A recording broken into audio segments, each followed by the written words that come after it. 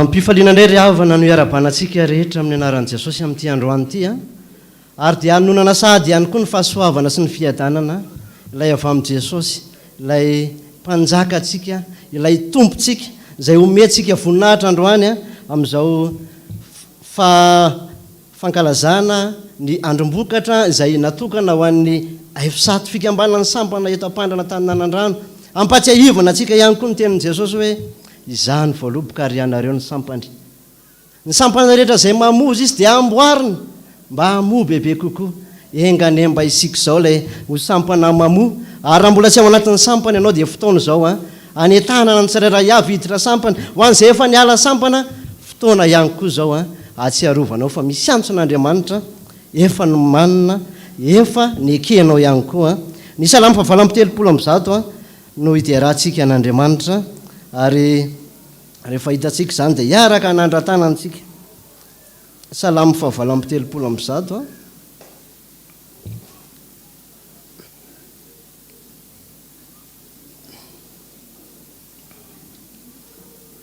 Voninahitra neo an'Andriamanitra irery any. Aleluia. Masina, masina, masina Jehova tompony maro, eniko ny voninahiny tany rehetra. Amen. Ndiny voalohany hatramin'ny fahavalo no vakitsika. Amin'ny anaran'i Jesosy manao hoe: ideranao amin'ny foko rehetra aho eo anatrehandreo Andriamanitra no ankalazako anao. Ivavaka manandrifo ny tempolinao masina aho, ka idera ny anaranao noho ny famondraponao sy ny fahamarinanao. Fa efa nomenao voninahitra ny teninao ho ambony ny anaranao rehetra. Tamin'ny andro nitarainako dia namaly ahy ianao, nomenao fahasahianao ka nisy hery ny fanahiko. Jehova, ideranao ny mpanjaka rehetra amin'ny tany, fa andreny tenin'ny vavanao izy. Eny ihirany amin'ny lalan'i Jehova izy, fa lehibe ny voninahitry Jehova. Fa na dia avo aza Jehova dia mijery ny ambany toetra, ary mipiavonavona fantany ny lavitreny. Na dia andeha amin'ny fahoriana zao dia amelona ianao, aninjitra ny tananao anohitra ny fahatezeran'ny fahavaloko ianao, ary amonjy ihany ny tananao ankavanana. Jehova no atanteraka ny amiko. Jehova, mandrakizay ny famondraponao, aza mahafoy ny asan'ny tananao. Amen. Ny antema fahenina amby folo no vetesitsika, anohizantsika n'izany fanomezam-boninahitra an'Andriamanitra izany.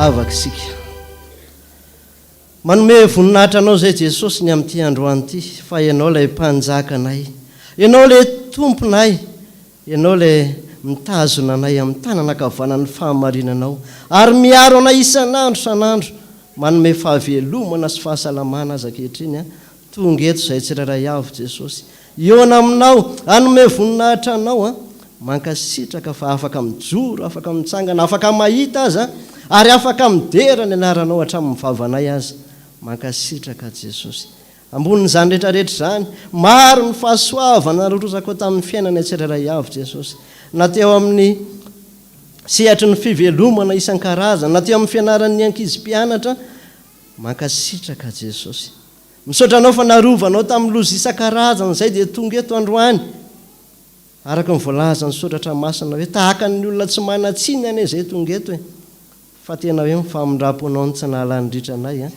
dia tonga eto izay androany anandratra anao hideranao zay Jesosy androany indrindrandrindra ny amin'izao androm-bokatry ny FSAT zao zava-dehibe loatra zany eo anivon'izao fiangonana zao Jesosy satria ahafahanay mahatsiaro ahafahanay mahatsapa ny amin'ny fitondranao ny sampana isan-karazany ny amin'ny fitondranao ny sampana tsirairay avy tany andrina tany amin'ny tafika masina rehetra izay natao tany tsaronay Jesosy fa niaraka taminay ianao androany Jesosy dia fotoana manokana hideranay ianao ndreto ny fiangonana ray manontolo Jesosy na dia tsy mahitaka ny fomba nareo any an-danitra any azy tsy mba mitalakotrokotroka tahaka ny varatra tokoa ane Jesosy tsy mba miraondrona tahaka ny ranobe mijoro zay manondrika ny lohanay ka manao hoe masina masina masina Jehova tompony maro enko ny voninay tandrehetra amen eo ampitsanganana eo ry havana io sy anatsika avy hatrany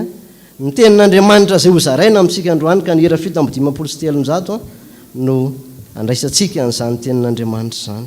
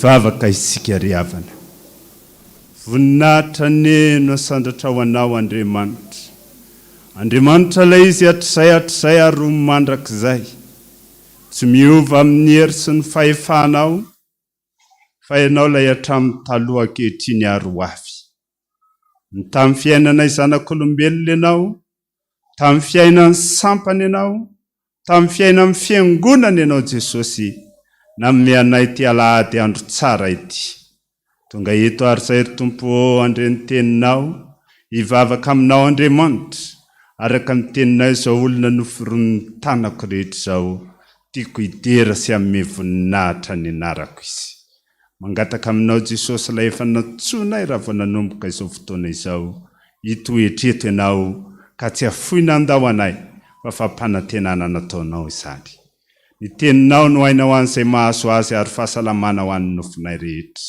ko ny devoly Satana izay mitsaingoka amin'ny teny tsy hamaka ty anatin'ny fonay Jesosy io le voniko sy potehako amin'ny anaranao ireny tsy hanana herina fahefana eto amin'ity toerana ity fa ho any andavaky ny elo ny asan'ny devoly Satana rehetra ho mainy anaty farimindrehatra avy ho lasa lavenina fa tsy hitoetra na hamperikerika ny vahoakanao izany dia apetrao ty ambava amin'ny mpanomponao amin'ny teninao Andriamanitra mba hanambara zay sitraky ny fonao dia amin'ny anaranao ary nanaovana izany mivavaka izany sotra zoko malalo sotra mpamonjy eo amen ry havana malala rehetra ao amin'ny tompo dia ampitombona aminareo aneny fahasoavana sy ny fiadanana avy amin'ilay taloha sy ankehitriny ary ho avy Alahady faharombon'ny folo ny volana febroary taona 2024. Alahady fanateram-bokatra ho an'ny firaisan'ny sampana eto amin'izao fitandremana Fiangonana Ren'ny Taninanandrano Ampandrana izao. Raha vao miresaka hoe firaisan'ny sampana ry havana dia tsinjavetrany no mahasamy hafa antsika FPVM indrindra ny eto Taninanandrano amin'ny fiangonana hafa.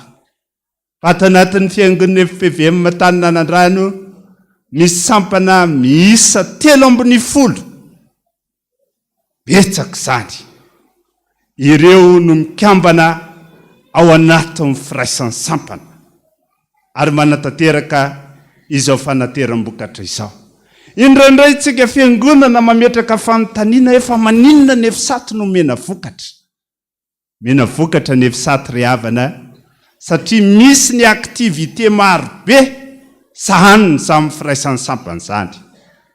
Ao ny fampianarana informatika, maimaim-poana, droit fotsiny misy droit de description izay karazana fandraisana anjara. Nivoaka tamin'iny taona 2024 iny ny andihany voalohany tamin'izany misy eo amin'ny 20 mahery eo.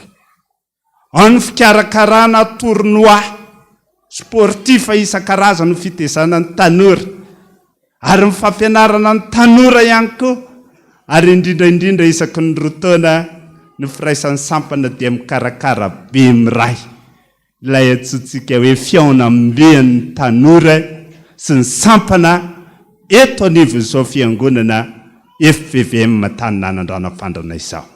Izany ry havana no antony anaovana izao fanateram-bokatra izao ary ampahafantarina antsika fiangonana izany. Indray mandeha tantara ao anatin'ny Baiboly ao, nisy lehilahy tanora eritreriny anankiray fatra-pifikitra amin'ny fivavahana nentin-drazana. Nafana fo tamin'izany. Manana fahaizana sy fahalalana tamin'izany satria tao anatin'ny atokony antsoina hoe fariseo. Rehefa tonga Jesosy Kristy tompo nitoro ny filazantsara, nanenjika ireo rehetra izay niova kristianina izany lehilahy mafana fo izany. Indray mandeha izy nifanena tamin'ny tompo teo fitondrana taratasy hanenjehana ny kristianina mba ho fatorana hasogadraina ary ho vonoina. Fa teny ambony soavaliny nandreny tenin'ny tompo nanao hoe nahoana ianao manenjika. Dia hoy izy rehefa lavo ny karapoka tamin'ny tany, fa iza moa ianao tompoko? Izaho ny Jesosy izay enjehanao. Fa mitsanganaka makanesa ao tanàna dia ho lazaina aminao izay tokony ataonao.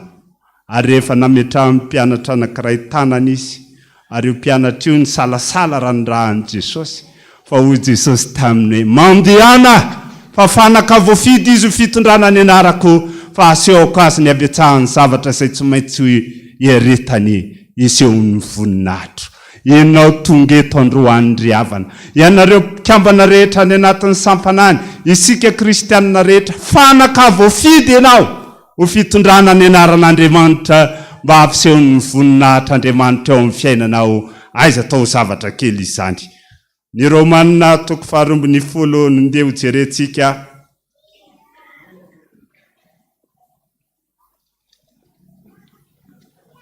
Romanina 12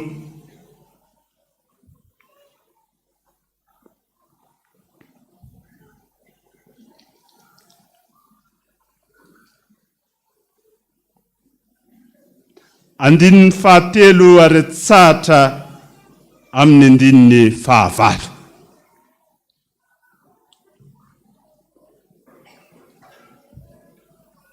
Ovakina amin'ny anaran'i Jesosy Tompo izany rehefa hitantsika ny teny. Fa noho ny fahasoavana nomena dia izao no lazaiko amin'ny olona rehetra izay eo aminareo. Aza miavonavon-kevitra ka mihevitra mihoatra no izay tokony ho heverina. Fa mihevera izay onony araka ny ohatra ny finoana izay nizarain'Andriamanitra ho anareo avy. Fa toy ny ananantsika zavatra maro momba amin'ny tena iray, nefa tsy mitovy asa izay rehetra momba amin'ny tena, dia toy izany koa isika na dia maro aza dia tena iray ihany ao amin'ny Kristy, ary samy miara-momba amin'ny tena isika rehetra. Ary satria samy manana fanomezam-pahasoavana samy hafa isika, araka ny fahasoavana izay nomenantsika, raha faminaniana dia aoka atao araka ny ohatra ny finoana, raha fanompoana amin'ny fiangonana dia aoka ho amin'ny fanompoana, raha fampianarana dia aoka ho amin'ny fampianarana, raha mananatra dia aoka ho amin'ny fananarana, izay manome dia aoka ho amin'ny fahatsoram-po, izay manapaka dia aoka ho amin'ny fahasotoana, izay mamindra fo dia aoka ho amin'ny fifaliana. Amen. Ray masino, manamasinana amin'ny fahamarinana, ny tenina amin'ny fahamarinana. Amen. Ny apôstôly Paoly ry havana manoratra izany taratasy izany ho amin'ny fiangonana tany Roma, ary dia manohatra ny fiangonana amin'ny vatan'olombelona anankiray ny apôstôly. Fantatsika loatra fa ny lohan'ny fiangonana dia Jesosy Kristy Tompo. Volaza ny soratra masina izany. Ary ny tena sy vatan'ny fiangonana dia enina za izay kristianina miaina ao anatin'ny fiangonana. Fanoharana nataon'i Jesosy Kristy Tompo ihany koa raha mijery isika ny any amin'ny filazantsarany Jaona 5:10, fanoharana momba ny voaloboka sy ny sampany. Ambaran'i Jesosy Kristy Tompo hoe izaho ny voaloboka, ianareo ny sampany. Raha vao miresaka izany isika ny amin'ny fiangonana dia andeha ometsika aloha hevitra izany tenin'ny soratra masina izany hoe ny fiangonana mahomby sy mandroso.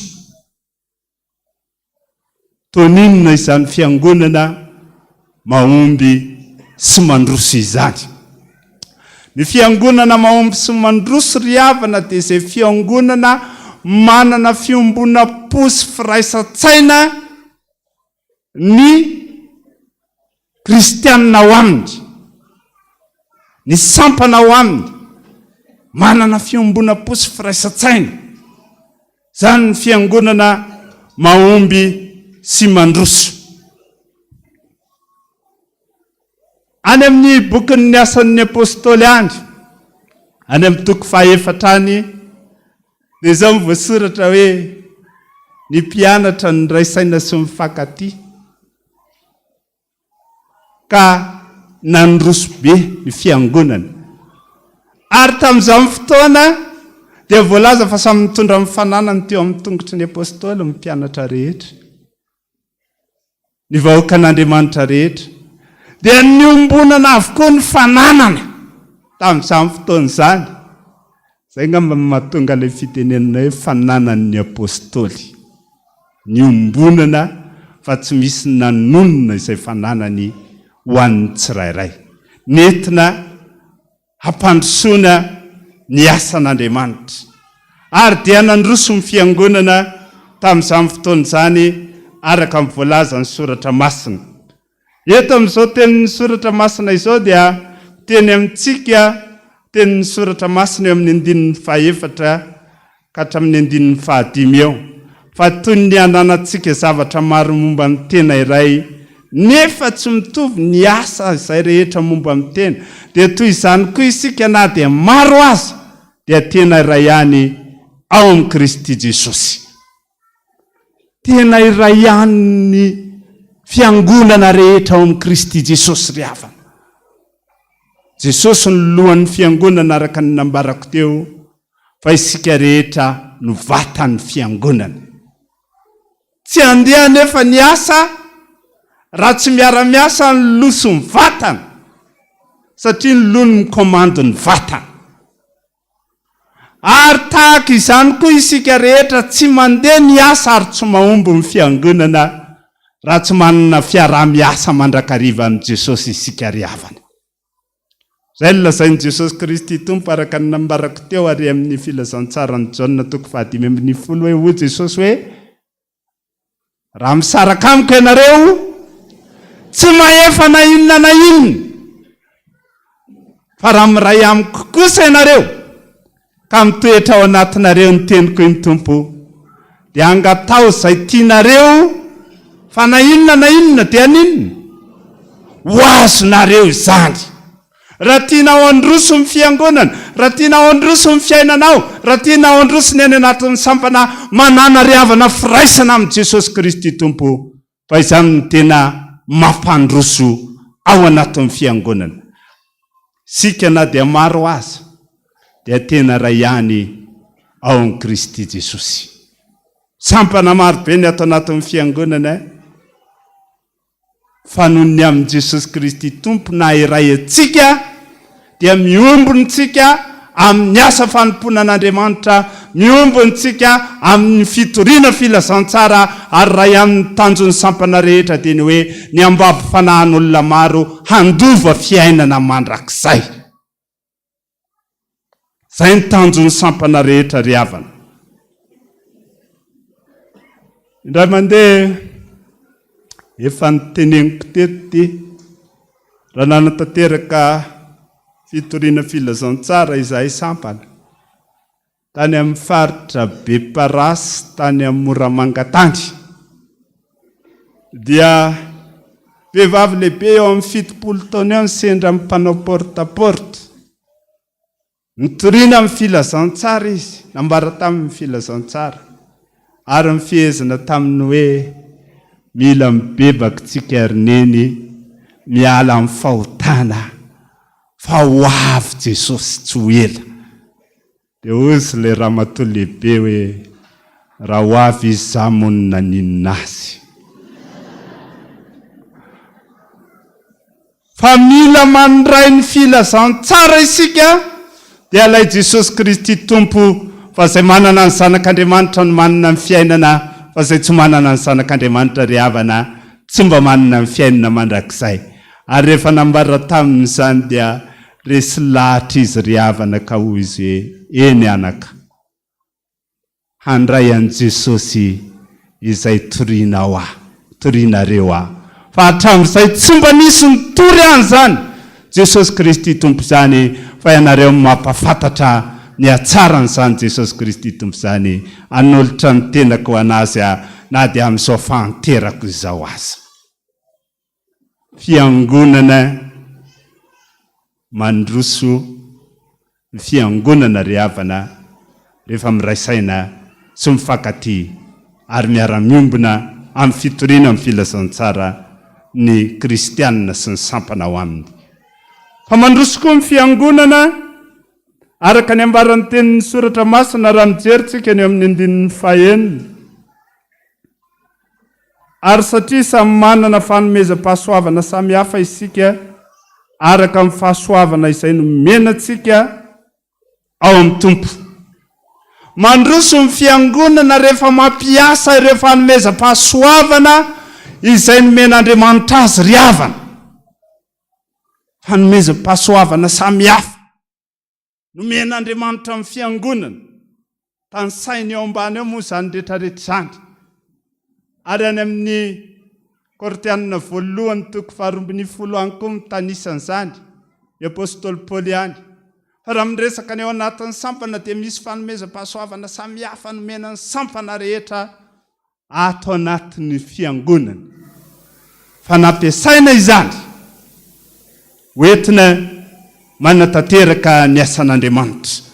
Ary mahasamy hafa antsika FPVM manokana amin'ny fiangonana eran-tany ny fananantsika fanomezam-pahasoavana izay nomen'Andriamanitra ny ray aman-drenitsika dia ny ray aman-dreny lehibe dada paster Rondena Toandro Jean Joseph. Fanomezam-pahasoavana itenenan'Andriamanitra mivantana amin'ny alalan'ny nofy. Fanomezam-pahasoavana mandika nofy. Fanomezam-pahasoavana itenenan'Andriamanitra mivantana amin'ny alalan'ny tenin'Andriamanitra. ary mihoatra noho izany misy fanomezam-pahasoavana maro be izay omen'Andriamanitra antsika tsirairay avy ato anatin'ny fiangonana any amin'ny sampana tsirairay avy. Reny nefa tena ataon'Andriamanitra ho antsika mba ho ampiasaina amin'ny fitoriana ny filazantsara, ho ampiasaina amin'ny asan'Andriamanitra araka amin'ny voalazan'ny tenin'ny soratra masina eo ambany eo. Voamaly no maly raha tato anatin'ny fanatrehana sy ny fifampiaraban'ny mpiandry, gaga ny amin'izany fitombon'ny fanomezam-pahasoavana omen'Andriamanitra ty anatin'ny fiangonana izany. Fa nisy ilay lehilahy rahalahy anankiray avy any Anjiro. Fa any Anjiro moa izy iny raha tsy diso ny fitadidiako, miteny sifra ianao dia ambarana ianao ny tenin'Andriamanitra mifandraika an'izay sifra izay. Ary dia tsy mamaky ny Baiboly izy, tsy mijery ny Baiboly, fa amin'ny alalan'ny fanahy masina miteny ao anatin'ny sainy no anambaran'ny tenin'Andriamanitra. Gaga raha namaky ny Kortianina 1:7 izy ny 1 ka hatrany amin'ny 1 farany. Tsy mijery an'ity Baiboly ity fa tonga dia teneniny ary vakiny ny vantany izany tenin'Andriamanitra izany. Fa tsy misy midilatra na dia litera anankiray ary. 900 iza no afaka hanao an'izany raha tsy fanomezam-pahasoavana avy amin'Andriamanitra izay nomeny ny fiangonana afandroso ny fiangonana afandrosantsika ka zao no lasaina antsika ry havana. Ry Fiangonana FPVM, ry sampana ato anatin'ny Fiangonana FPVM, nomen'Andriamanitra fanomezam-pahasoavana ianao. Mihoatra noho ny fiangonana hafa. Nataon'Andriamanitra izany ampiasainao hitoriana ny filazantsara mba hampandroso ny fiangonana ety ambonin'ny tany. Natao ampiasaina izany ry havana fa tsy ho tehirizina any amintsika any. Ka dia ampiasao ny fanomezam-pahasoavana izay nomen'Andriamanitra antsika hampandrosoana ny asan'Andriamanitra ho fitoriana amin'ny filazantsara. Anisan'ny fanomezam-pahasoavana nomenan'ny sampana moa ny fideranan'Andriamanitra amin'ireo talenta izay nomen'Andriamanitra azy avy. Androany hariva dia tia anetana antsika fiangonana fa any amin'ny 4 sasany amin'ny 5 ora hariva any ao amin'ny 4e etazy ao. Ampiseho izany fanomezam-pahasoavana izany ny sampana tsirairay avy amin'ny alalan'ny rodorodo-pideranan'Andriamanitra. Ahitanao ireo sampana velona rehetra atao anatin'ny fiangonana, hira sy hideran'Andriamanitra amin'ny voninahitra an'Andriamanitra. Manetana anao ry havana ho tonga amin'izany ary dia hifanohana amin'izany tsika rehetra fa ny fideranan'Andriamanitra dia ilain'Andriamanitra ho tanterahantsika mandrakariva sady azo aim-panahy ianao no azo herindray hoentina mamakivaky ny fiainantsika ety ambonin'ny tany. Farany araka voalazan'ny tenin'ny soratra masina teo, fijoroana vavolombelona no amaranina ny tenin'ny soratra masina. Sampana dia mandeha manao tafika masina, eo amin'izany mieritreritra amin'ny fampandrosoana amin'ny fiangonana izany. Mandeha manao tafika masina daholo ny sampana tsirairay avy. Fa zao any anatin'ny tafika masina aminy tena ahitanao ny fisedrana. Ary ihany koa nefa nahafantaranao ny hoe tsy mandao na mahafoy anao Jesosy Kristy Tompo rehefa manaiky ianao hiaraka aminy. Indray mandeha sampana anankiray nandeha tany Ambovombe androy ka hatrany Fort Dauphin. Fa rehefa miverina nosakana amin'ny dahalo tatia kaiky ny beraketa taty. Fa ny zavatra hita dia izao, ny olona rehetra natahotra daholo sa handeha amin'ny lalan'iny ve nareo, aiza mandeha fa mijanona fa misy ohatran'izao aloha ao. Fa rehefa mivavaka ny sampana ka nandeha, ilay dahalo izay nijoro tamin'ny sisin-dalana andehanany sampana vonina ny handroba sy amono nanao todi-kivona ny emitra ny sisin-dalana nandeha moramora ny tomobila na makivaky ny arabe. Asan'Andriamanitra izany. Vao tsy ela kory nanao tafika masina koa ny sampana tany amin'ny faritra Manalalondo tany. Ny asany devoly tao anatin'izany rehefa nanao fitoriana an-tsehatra ny sampana. Nisy tamin'ny mpikambana vehivavy tao anatin'ny sampana ilay eo amin'ny estrady satria kalamanjana moa no kasihany fotsiny ny tanany sy ny akanjony rehefa tany anaty tomobila voan'ny fanangelavitra nihetsika demoniaka. Fa rehefa nanaovana asan'Andriamanitra, ny asa nanao fandroana demonisy, fandroana ny devoly rehetra, fametrahan-tanana ny mpiandro tao anatin'ny sampana sy ny sampana rehetra, resy ny devoly ka niala ary dia sitrana soamatsara ireo mpikambana voan'izany. Anisan'ny asa atao amin'Andriamanitra tao anatin'ny fiangonana izany ry havana. Fanomezam-pahasoavana omeny tsika manokana. Ary ambaran'ny tenin'ny soratra masina eo fa izany finoana ananantsika izany dia fanomezam-pahasoavana avy amin'Andriamanitra izany, ka dia samy toetra amin'izany tsika rehetra, samy ampiasa amin'izany tsika rehetra, samy iaina amin'izany tsika rehetra amin'ny andro rehetra iainantsika, dia tsy afoina andao antsika Jesosy fa izy ny nanome toky. Aiza manany amin'ny miakatra arivo izao mividin'ny vary raika apoka, misonotry tsy miakatra roa, fa ianao izay tena matoky an'i Jesosy Kristy Tompo, hoe Jesosy Kristy Tompo, izaho mivavahadin'ondry, raha izany idiran'ny olona dia hiditra sy hivoaka izy ka ho vonjena sady azo hoanina. Fa isika na dia maro aza dia tena iray ihany ao amin'ny Kristy Jesosy, ary samy miara-momba ny tena isika rehetra. Toan'ny sampana ry havana amin'izay azo ny tanana ao atao mba ahafahany manantanteraka ny asan'Andriamanitra ka hampandroso ny fiangonana ety amin'izao tontolo izao. Ho an'Andriamanitra mivoninahitra ho ampitombony amiko soa amina mandrakariva fahasoavana sy fiadanana avy amin'izy Tompo. Amen.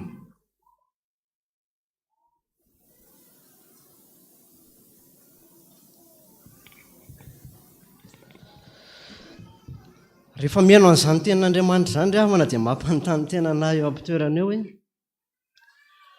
raha Jesosy tokoa moa izany ny voaloboka dia izany ny sampana.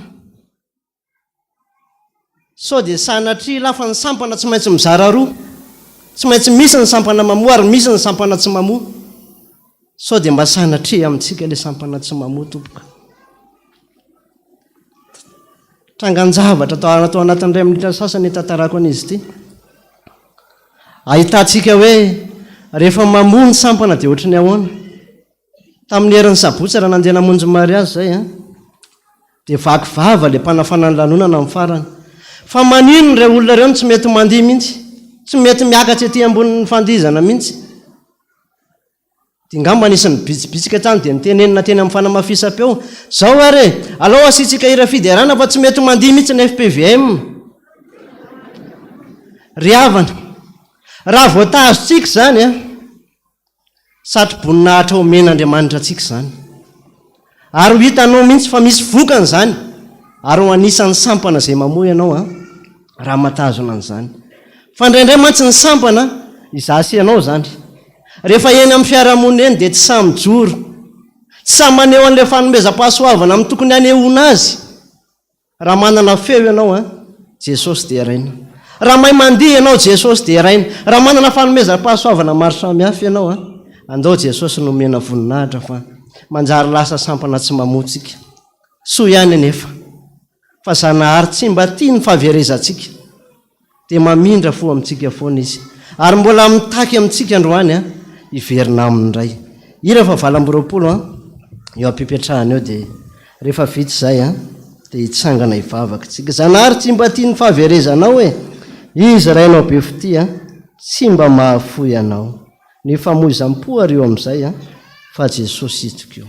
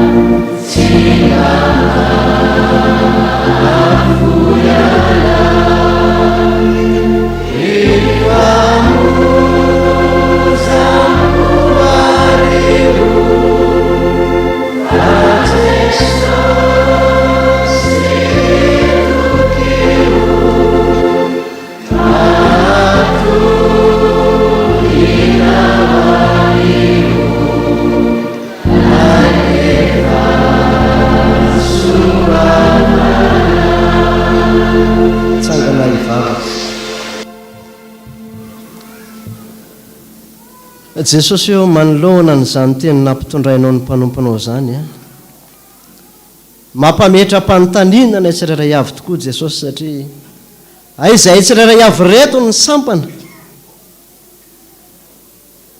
eny jesosy ny sampana rehetra tokoa dia menao fanomezam-pahasoavana ary indraindray aza dia to mirehare mihitsy zay ao anatin'izany indraindray aza dia misy tena manaonao foana mihitsy ane jesosy ny amin'izany fanomezam-pahasoavana ny menao zany ataonay ahoana moa ny tsy hanantona anao androany raha mandrehan'izany zay fa tamin'izay rehetra fanomenao anay ny jesosy na fanomezam-pahasoavana ara-boly zany na ara-pitaovana zany raha araka n'izay rehetra mety ho fahafahana zany a efa betsaka ane jesosy nataonay zay tsy nandeha araky ny sitraponao mety nampiasa voly zay fa tany amin'ny tsy tokony ho ampiasana azy ny nampiasana ny voly mety nampiasa fotoana ary zay fanomezam-pahasoavana zany fanlaniny tamin'ny zavatra maro samihafa sy zavatra mahapotika ny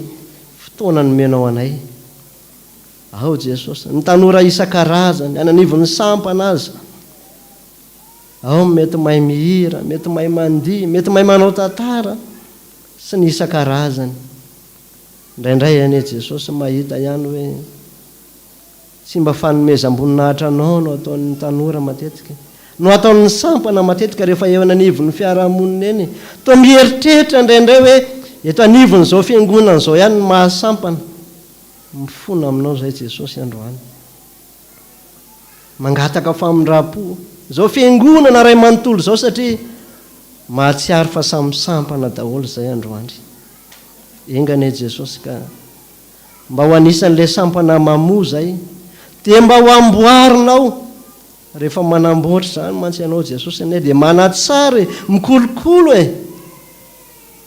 ary mahatonga anay tsy hanana n'izany fahatsarany zany satria mamoa voratsy zay eo amin'ny fiainana andavanandro mangataka famindra-po zay androany jesosy mangataka famindra-po zay satria na ny soratra masina aza dia efa niteny hoe tsy misy marina zay fa efa nanota daholo tsisy afaka mijoro manoloananao raha tonga ny fitsarana jesosy azo tany saina ny rasa nataonay matoky anefa zay jesosy fa marina mandrakariva ny teninao fa na dia hetsika aza ny tenim-bohatra ary na dia etry aza ny avoana ny famindraponao tsy mba miala aminay dia aza lana aminay tokoa jesosy zany famindraponao zany aza mijery anay araky ny fahalemenay jesosy fa mba jereo araky ny masom-pitiavanao zay androany ka mba ilazanao zay androany hoe raha iveriny ianao dia ho raisiko indray mba ho tanteraka aminay an'izany jesosy ka mba ho faly zay anantenany zany famindraponao zany ho faly zay hiaraka amin'ny davida mpanao salamo manao hoe sambatra ny olona zay voavelany elony sy voasarona ny fahotana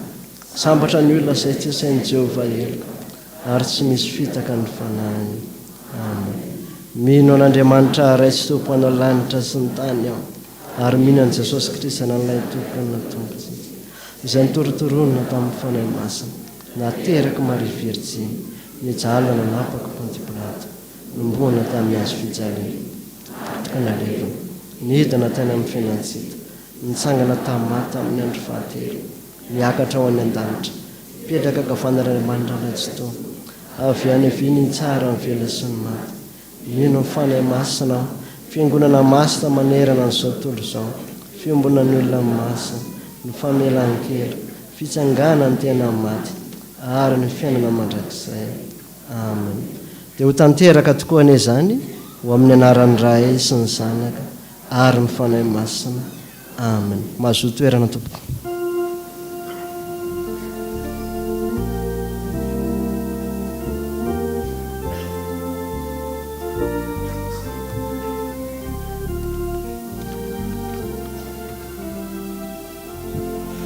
dia mbola hampitomboina amintsika mandrakariva nery avy malalo amin'ny tompo ny fahasoavany Jesosy Kristy tompo dia miarahaba ny firaisan'ny sampana eto amin'ny fitandremana reny tanina andrano amin'izao fanateram-bokatry an'izao ireto indray a ireo rahalahy sy anabavintsika izay mankalaza ny tsingeritaona isan-karazany a teo amin'ny fiainany a vakina mpanajany zany Andriamatoa sy Ramatoa isany raha zanakoto Clarisy tamin'ny fahavalon'ny volana febroary, Rabe Arivonina Jean sy Randriambavy Tsiratsy Jeanette kambana zany izy ireo a 770 taona tamin'ny 1 volana febroary. Randriana Solo Naina Mandresy Stefanoel tamin'ny voalohan'ny volana febroary, Ramanantsoa Angelo tamin'ny 7 volana febroary, Randrianony Fitahiantsoa Nambinina tamin'ny 12 volana febroary 410 taona, Andrianjato Frédéric Augustin tamin'ny 7 volana febroary, Agathe Riantsoa Njara Nantenaina tamin'ny 12 volana febroary, Andriamanantena ny Roanna tamin'ny 9 volana febroary, Razanadrasoa Isabelle tamin'ny 11 volana febroary, Razanadraibe ny Tsara Mitantsoa tamin'ny 12 volana febroary, Ravelimanantsoa ny Rina Dina tamin'ny 11 volana febroary, Andriamalala Tsiafoy Asambarana tamin'ny 9 volana febroary, Ramananiarivo Njato ny Rina Valso tamin'ny 12 volana febroary, Rajao Marison Arlala tamin'ny 9 volana febroary, Rajao Fetra Anisoa tamin'ny 7 volana febroary, 7 volana janoary azafady, Razafindraibe Benjamin Arlalaina tamin'ny 7 volana febroary, Ravaonirina Honorina tamin'ny 10 volana febroary, Rakotonirina Ranoy Asina Valérie tamin'ny 12 volana febroary, Tsioriniaina Natasha tamin'ny 4 volana febroary, Nivolalaina Odoni tamin'ny 7 volana febroary, Andria Malala Niasy Miora Sarika tamin'ny 9 volana febroary, Raveloary Niaina Fanja Edmond tamin'ny 7 volana febroary, Raveloary Niaina Valérie tamin'ny 10 volana febroary any Frantsa hony, Antso Corban tamin'ny 11 volana febroary 9 taona, Nomeny Avo Nekena Anjara Prinsia tamin'ny 4 volana febroary 7 taona, ary Rafaralahy Indrianiaina Bruno tamin'ny 7 volana febroary. Ireo zany a izy 20 menadamianaka izay mankalaza ny tsingeritaonany androany. Ny kadoa omentsika azy ireo amin'izany fatratraran'ny taona izany a dia ao amin'ny tenin'Andriamanitra izay tsy foana mandrakizay a, fa na ho foana azy zao tontolo zao ny tenin'Andriamanitra tsy mety foana. Dia ao amin'ny Salamo, bokin'ny Salamo 2:30 ka ny 9:9.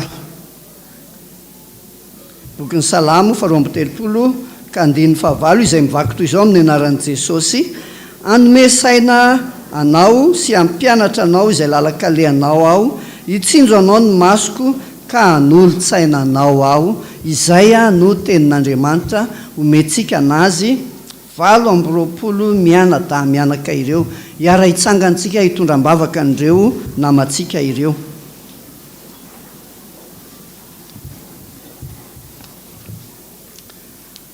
Misaotra Jesosy, misaotranao ny amin'ny fahasoavanao sy ny fitiavanao a, ka mbola nanomezanao indray tombonandro mpahavelomana an'reto vahoakanao reto a, izay mankalaza ny tsingeritaonany tamin'ity herinandro ty. Misaotranao izy Jesosy satria matoa izy velona ny atrapa-monjena, dia noho ny fahasoavanao, noho ny fitahianao ary noho ny fitantananao, tonga nydodidody ny azakazaka teto amin'ny tempolinao masina izy, fa tsy mba nandeha tainy amin'ny trano filanonana na tainy amin'ny balia, fa ny tempolinao masina ny azakazany ny aingona ny mena voninahitra mba hiterana sy hanomezam-boninahitra ny anaranao. Misaotra indrindra Jesosy ny amin'izany rehetrarehetra zany. Maro mifangatahana izay angatahany Jesosy ao ny nangataka fahendrena, ao ny nangataka fahasalamana, ary eo koa Jesosy ny nangataka mba ho afa-panadinana. Andriamanitra manakare-pahasoavana ianao malala ny fosiny vo, mafantatra ny am-pony tsirairay avy eny fa na dia tsy niteny aza ny sasasasany amin'izy ireo ianao kosa mafantatra izay apotsy milokany na dia tsy miteny azy ireo fantatra ao sahady izay sahaza azy rehetrarehetra ireo. Misy kosa tompo izay tsy nahatonga ny anarany noho ny antony maro samihafa izay tsy miankina aminy, mino somatoky ao tompo, fa ianao hijery azy rehetrarehetra eo ary mahafantatra azy ianao ary amaly azy arak'izay ireniny fony. Misaotra indrindra Jesosy makasitraka tompo mpanomponao mangataka ary mbola ho mpanomponao izahay rehetrarehetra eo mandrapatapitra ny fofinainay misaotra Jesosy amen. Afaka mipetraka ny fiangonana.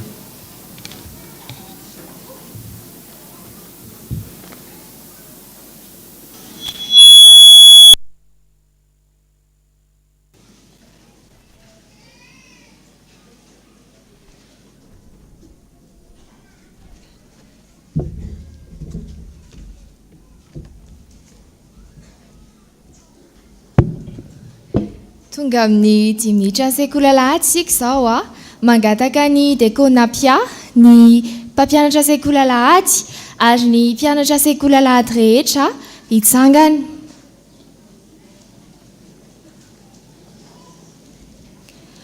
Ataontsika ny hira faha 770 ao amin'ny firana FPVM na 790 andininy voalohany ihany.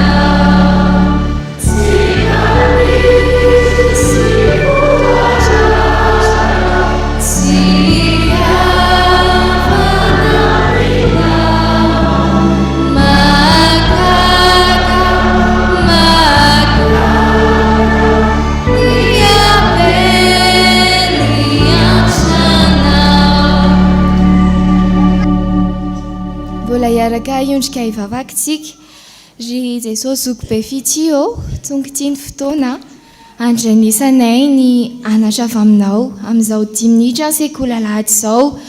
Mangataka ny fanahinao masina izahay hirotsaka ny anatinay tsirairay avy ihany, dia ataovy mpiaino-pakatoa izahay fa tsy mpiaino-panadiny. Fonay ho tanolonaka hanorian'ny teninao ary tsy ny sitraponay no tanterahanay fa izay tianao atao ihany.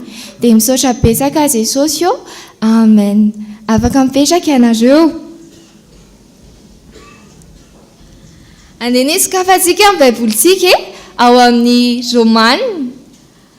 Romanina toko faha 12 raisina amin'ny andininy voalohany. Any amin'ny testamenta vaovao no misy ny Romanina pejy faha 520. Romanina toko faha 12 raisina amin'ny andininy voalohany.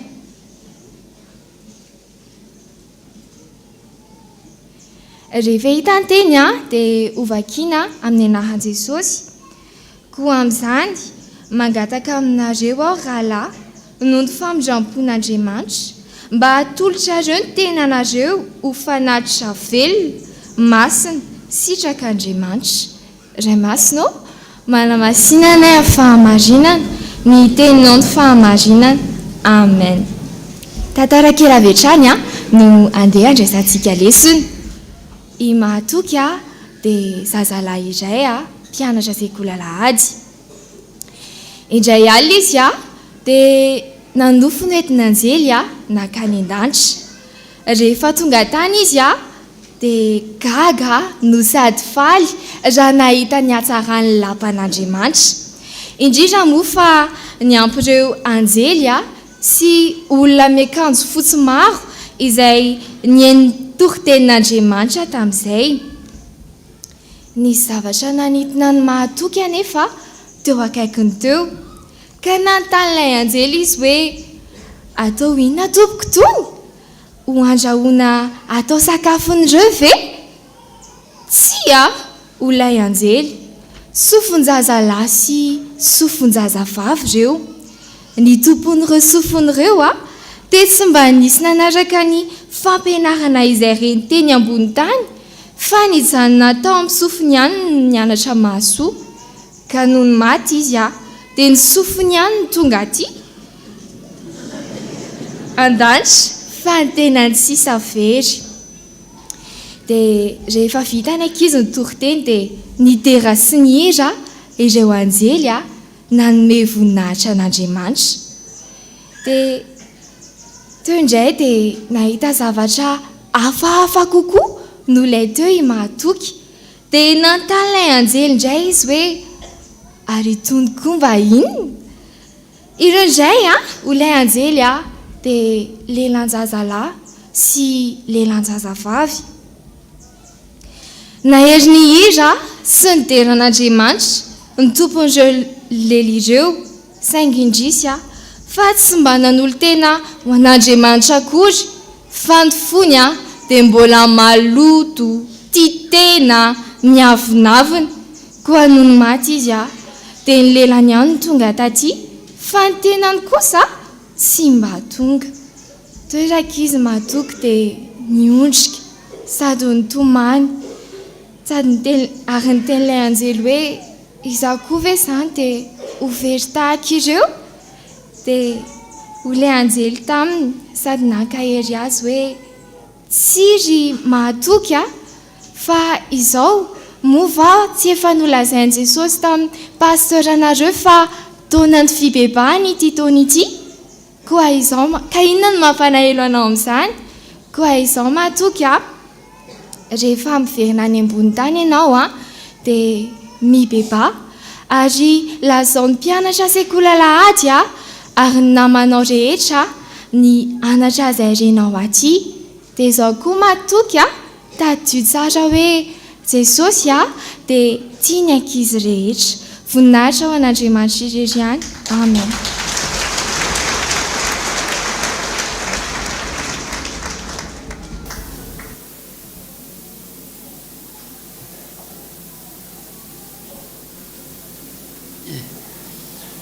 Enery abana dia fary miarabantsika rehetrarehetra indray faly meona amin'i Jesosy, miaraka amin'i Jesosy, manompo an'i Jesosy, izany ny fifaliany. Faly izy mahita anao faly izy miarahaba anao faly izy mamiana anao, fa mbola velona so matsarytsika menakavy teka ho azitsika.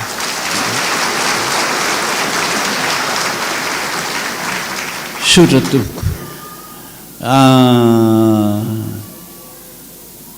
vokatra ho an'ny FSAT zao fikambana bean'ny sampana rehetrarehetra.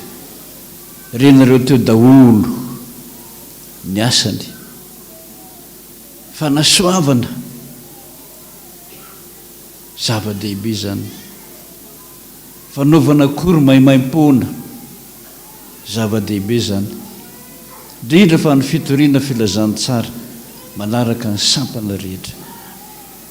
Anoana azy tsika raha hitanao fa tena mety lo ataony toano izy arabola mbola vita tafika maisina naiza lehany. Dia ho voninahitr'Andriamanitra zany zay manome am-pifaliana no ankasitrahana indrindra. Ny fanatitra amin'ny kitapo dia an'ny fiangonana, fa ny amin'ny mpany rehetrarehetra kosa dia ho an'izany sampana FSAT zany. Zotra.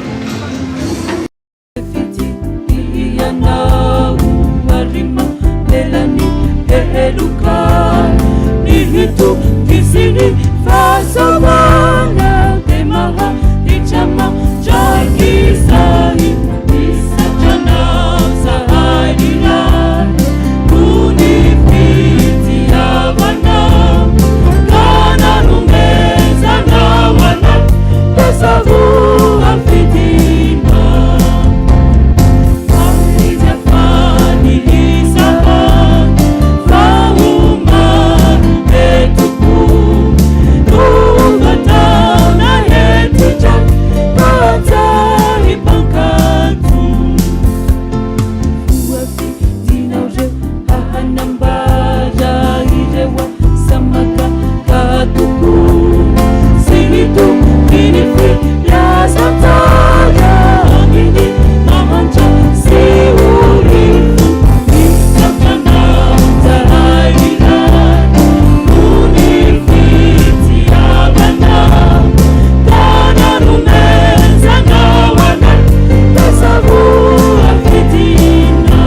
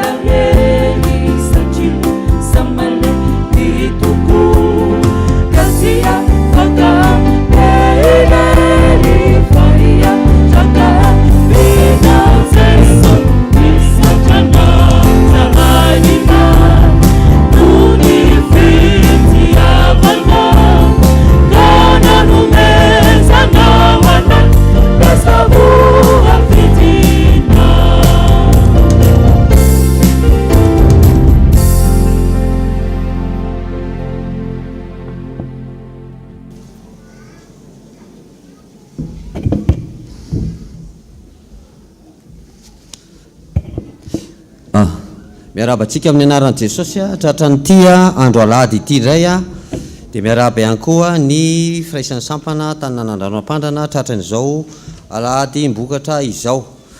Tonga eo fotoana indray makina ny rarahany fiangonana isika vakina amin'ny anaran'i Jesosy fampatsiahivana amin'ny fiangonana fa ny vaky tenintsika dia ny Ezra toko 5 FPVM fohy be tanànan-drano filazana avy amin'ny voamerany katekômena ilazana isika mpiandry fa isy ny asa fampahirezana ho an'izanantsika katekômena ny asabotsy fa 12 febroary izao ao amin'ny riana ambany manomboka amin'ny 2 ora sasany ny fotoana fa ny manam-panany mpiandry dia amin'ny 2 ora latsaka fahefany eo amin'ny premier étage ireo diakonina ny soratra anarana ho voamerany katekômena koa dia antsona mba ho tonga daholo amin'ny fotoana io fa isy ny fandaminana avy amin'ny sekoly alahady mianatra ny sekoly alahady anio aorian'ny fotoam-pivavahana amin'ny 7 assemblée générale ny alahady 19 février zao ko antsona ny mpampianatra rehetra ny diakonina pia ny brao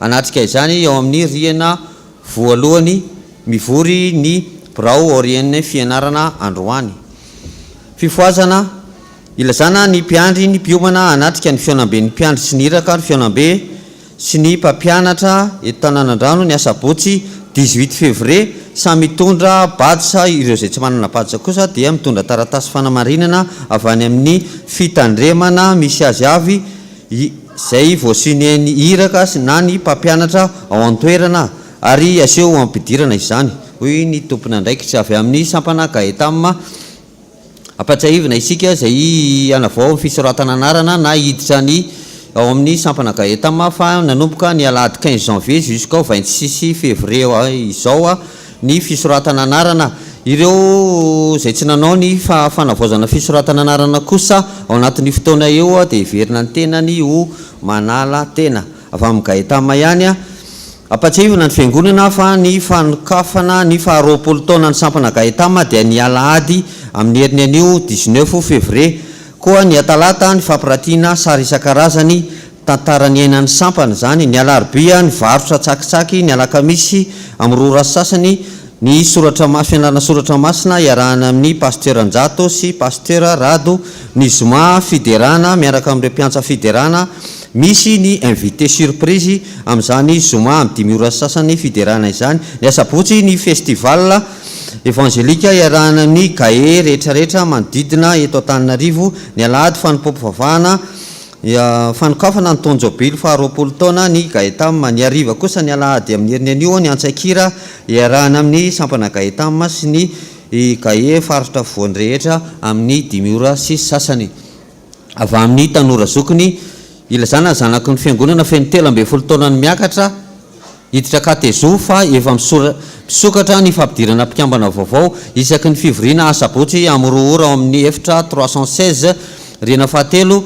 Izany dia mifarana ny 26 mars ho avy zao. Ilazaina ihany koa mpikambana rehetra teo aloha maniry anao ny sampana ho tonga anao ny fanavoazana fisoratana anarana hatramin'ny 25 février izany ihany, fa izay tsy manao izany dia verina ny tenany no manala tena koa satria efa vita ny fanatitra dia atolotra aloha ny rakitra.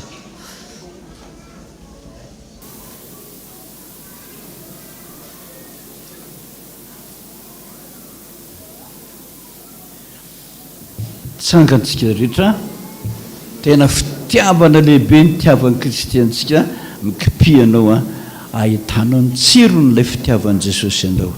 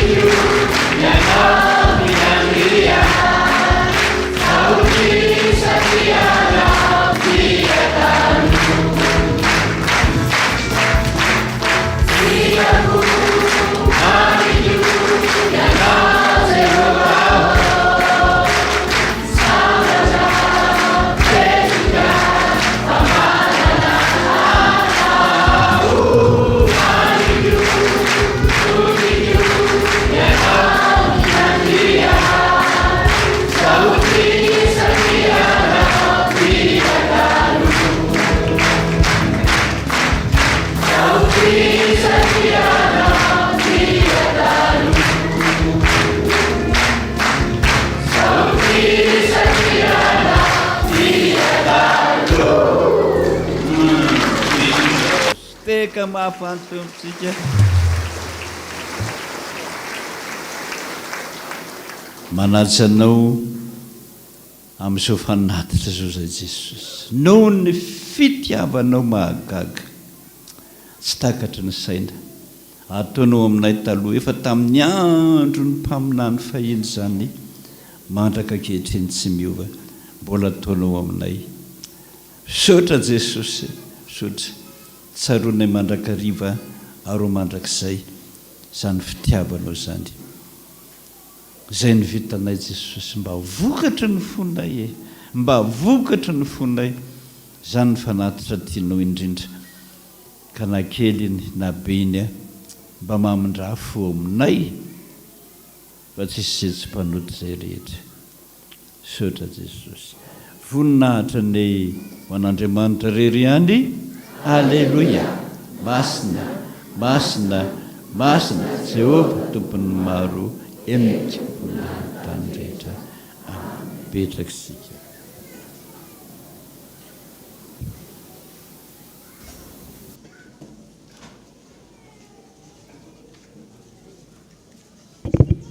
tohizana ny famakina ny rara avy amin'ny laika amin'ny fo protestanta ny lampa ilazana isika diakonina pia sy ny mpikambana rehetra ao amin'ny sampana lampa tany nanandrano ampandrana fa ny fahampiarabana na tratrany taona 2023 dia atao ny lahady zao 19 février ao amin'ny fofikry ankadikely dia manentana ny fahatongavan'ny sy sampana lampa tsirairay avy amin'ny korala foibe na ny CFF ilazana isika rehetra mpikambana amperinasa sy ireo zay maniry iverina ao amin'ny CFF afany fanavaozana ny fisoratana anarana dia efa manomboka ny 21 janvier ary farana ny 25 février ho avy zao aorian'io fotoana io izay rehetra tsy nahavita fanavaozana ny fisoratana anarana dia iverina ny tenany ho manala tena avy amin'ny STKVM entana ny STKVM rehetra mba anavao ny fisoratana anarana manomboka ny 15 février hatramin'ny 15 mars ho avy zao ary manentana ireo izay hiditra ho tonga ihany koa amin'ny fotoan'ny fivoriana isaky ny asabotsy amin'ny 2 ora ao amin'ny salle 317 mariana fa ny mpikambana zay tsy manavao ny fisoratana anarana dia iverina toy ny manala ny tenany avy amin'ny katezoa ny sampana katezo dia faly manasa ny fiangonana amin'ny herinandro-bokatra izay ho tanterahana ny 22 février ka hatramin'ny alahady 26 février ho avy zao ny andinindiny makasika izany dia toy izao ny alarobia 22 février varotra sakafo sy tsakitsaky isan-karazany ny alakamisy 23 février amin'ny 2 ora sasany fampianarana soratra masina mitondra ny loha hevitra hoe inavy ireo sampy mbola mamatotra ny kristianina iarahana amin'ny pasteur iraka raha Samuelson Alain ny alakamisy 23 ny zoma 24 ny asabotsy 25 février dia ny fizahana maso amin'ny sarany 4,000 ariary manomboka amin'ny 7 ora maraina hatramin'ny 4 ora hariva iarahana amin'ny dokotera momba ny maso ao amin'ny opticique misy ny fivarotana solomaso amin'ny vidiny mirary ny asabotsy 25 février manomboka amin'ny 7 ora maraina hatramin'ny 4 hariva fitiliana diabeta ny fijerena tension maimaim-poana iarahana amin'ireo dokotera manam-pahaizana amin'izany ny alahady 26 février tontolon'ny andro dia fanateram-bokatra ary ny amin'ny 5 ora hariva kosa dia tantara mitondra ny lohateny hoe Christine velo atao anatiko ravahana ira fiderana ao amin'ny 4e étage dia manentana antsika rehetra ny sampana katezo ny amin'izany herinandro-bokatra ny 22 février hatramin'ny 26 février izany avy amin'ny atokopira fanasiny fifoazana ny afafia ilazana isika mpikambana afafia rehetra fa ny farany fanavaozana fisoratana anarana ny taona 2023 dia mifarana amin'ny ty volana febroary ity hoentanina isika rehetra mbola tsy nahatanteraka izany mba hanao ny fanavaozana fisoratana anarana ireo izay tsy nahatanteraka izany kosa amin'ny fotoana voalaza dia verina ho toy ny malala ny tenany ho amintsika izay maniry hiditra ho mpikambana afafia kosa dia mbola mitoy hatrany ny fampidirana mpikambana vaovao isaky ny asabotsy ao amin'ny EPP Andravoangy 1 ampitan'ny rotsirotsy avany amin'ny fikambanana mampiely baiboly faly miarahaba anareo rehetra amin'ny anaran'i Jesosy Kristy tompo tia ampiasanao indray Jesosy Kristy dia ianao ilay novidiny lafo tamin'ny rany mba hiraka hitory filazantsara manomana fanofanana fitoriana filazantsara eo amin'ny fikambana mpiara-mamaky baiboly FMMB analamanga koa toy izao ny andinidiny ny fotoana 6 mars 7 mars ho ity 9 10 mars ny amin'ny ora 9 hatramin'ny 12 maraina amin'ny 2 hatramin'ny 4 ora sasany tolakandro toerana dia amin'ny foibe mpiara-mamaky ny baiboly Antanina renina ny sarany amin'izany dia 2 alina ariary ireo loha hevitra iofanana iraka lehibe ny lalam-pamonjena ny fitoriana filazantsara amin'ny ankizy sy ny tanora fanomanana ny hetsika fitoriana filazantsara ny échelle d'angèle ny fomba fitoriana filazantsara fampiarana fanaovana suivi échangement engagement misaotra sady ho antsika rehetra zay natson'ny tompo sy ny fitiavana namantsika hiavana amin'Andriamanitra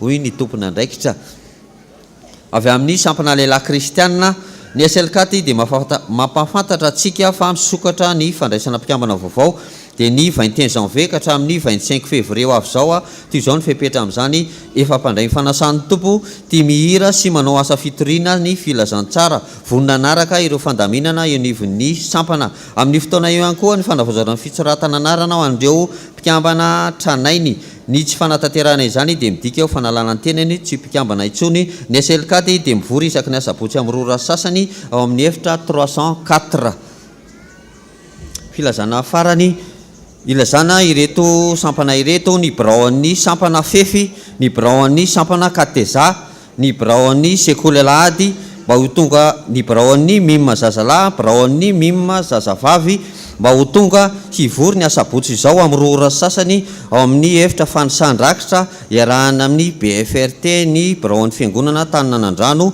momba ny bokombolan'ny sampana sady amerenana ny bokombolan'ny sampana ny tatitra ho an'ny bokombolan'ny sampana ireo voalaza ireo dia ho lazaina amin'ny fotoana eo ihany koa mariana moa fa omaly efa vita ny sampana ny CFF fa anjarany zareo indray ireo ny amin'ny sabotsy zao fefy kateza ny sekolelahady mima zazalahy mima zazavavy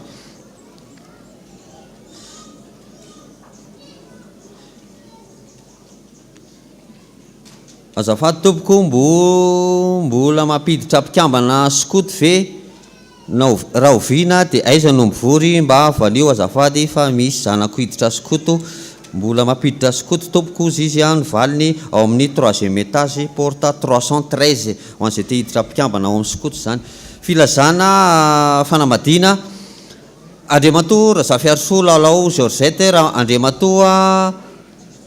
Ramatoa Razafiarisoa lalao Georgette Andriamatoa Ranaivarivona Honoré Ramatoa Razanantsoa Zerfina andaniny Andriamatoa Razafindranaivo Thomas Andriamatoa Rafidy Arson Andro Malala Ramatoa Rahary Malala Bakoly Arson ankilany dia faly mampandrianareo ny fanamasinana ny fanambadian'ny zafiny ny zanany Ranivo Arivony sitraka ny aina sy Rahary Malala nomena fity iandrianina izay atao eto amin'ny fiangonantsika Tanànandroanampandrana ny asabotsy 18 février amin'ny 10 ora maraina raha misy mahita ny tsy mamety izary fanamasinana izany dia aoka izy ampandremy aloha ny ray aman-dreny mpitandrina filazana manjo amin'ny finoana fanantenana fitsanganany tena maty no ampandranesana anareo ny fodimandry ny razanamavo vola mpiandry promotion mpanasitrana hoy ny fianakaviana manontolo izay soloa tena ny razanamavo farasoa eto amin'ny fiangonana ny nofiny dia iala ao andravoangy IVB 67 ny alatsinainy rapitso amin'ny enora sasany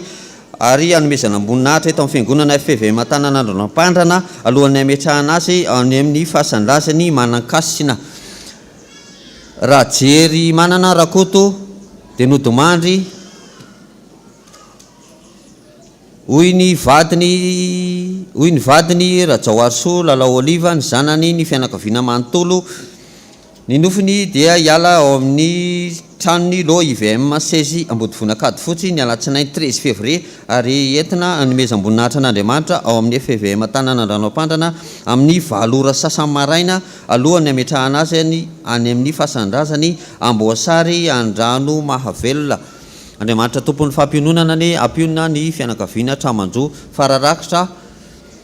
fararakitra voaray ny alahady 12 février tany amin'ny avy amin'ny fianakaviany tompokila Rasolo manana 20 000 ariary avy amin'ny fianakaviany tompoko vavy Raoly Arso Bodo 10 000 ariary tompokila Rakoto manana Moreno Alain 15 000 ariary Razafilalao Blandine 20 000 ariary avy amin'ny fianakaviany tompoko vavy Rasoa Ambola Delphine 10 000 ariary tompoko vavy Rasoa Tsimiambona Eliane Odety 10 000 ariary avy amin'ny fianakaviany tompoko vavy Rakotona zanaka voahirana Solange 10 000 ariary dia izay ny filazana raha eto amin'ny fiangonana ny voninahitra amin'izany dia an'Andriamanitra irery ihany tonga amin'ny fotoana indray amakina ny voady isika.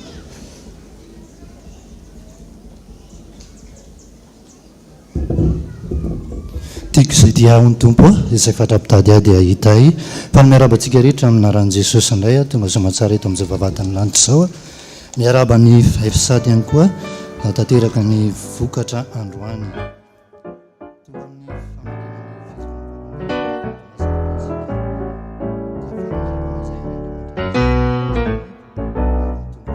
Anji, Aman. manitropitya fana situ unifanekena jira inifasua fana situ unifayejetena yana titupumanake eri iza mambumba simidze eri eno ireni uluna au nyanja jana simitalau haji amani chofitya wala situ unifanekena jira inifasua wala situ unifayejetena yana vitumpumanake eri iza mambumba simidze eri eno ireni uluna au nyanja jana simitalau faha kachangialele ena nyanza tiamitunite ena nyanja urefanga une ena maha unena maunena nitwe chana feno fanga fana tusa watarani juta sana jira ya tupuni fitya fana yana nuazu ya tsapa sana sheye famie wanache ana nizo fiananzana kaza isu kajehu anulu ana nifi jaketa nifia ana isu jechere fauta ana nira tisini adala ana uru tijutikyanifu uma fikyuliza yanzu Sheye famie wanache ana Lisa fiananzana kaza Isu kajehu anulu ana Wifi jaketa nifia nana Isu tichere fauta ana Nira tisini adala ana Uru tijutikyanifu uma fikyuliza yanzu faha kachangialele ena nyanza tiamitunite ena nyanja urefanga une ena maha unena maunena nitwe chana feno fanga mana tusa watarani juta sana jira natupuni fitya wana yana nuazu ya tsapa sana faha kachangialele ena nyanza tiamitunite ena nyanja urefanga une ena maha unena maunena nitwe chana feno fanga fana tusa watarani juta sana jira natupuni fitya fana yana nuazu ya tsapa sana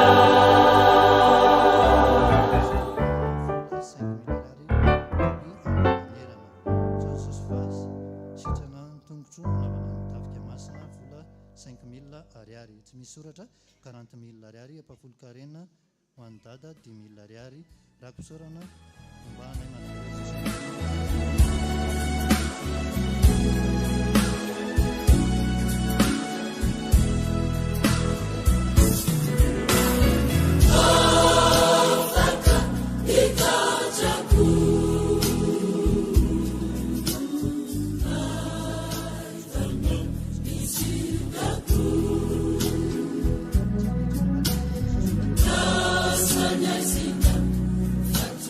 Yeah.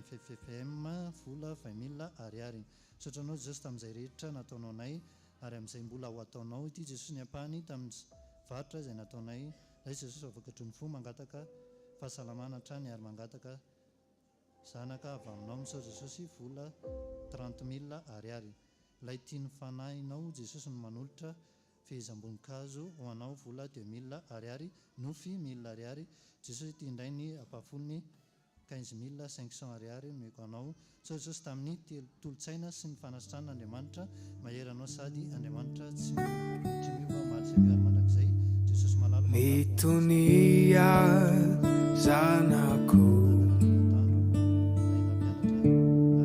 fa eto aho reko avoko ireo vavakao piantra amin'ny aiky miala Sakayanao azamanay fa eto ao matoky ay zanako vizao tsy afoy anao etsio fafako ny ranomasonao tsapako zay Sapanao tiako loatra ianao indrindra zadino fa eto ao ny zavatra rehetra tsy voatery afaly ianao Zato voninahitra dia ho an'Andriamanitra irery amin'ny sevoambara. Amen.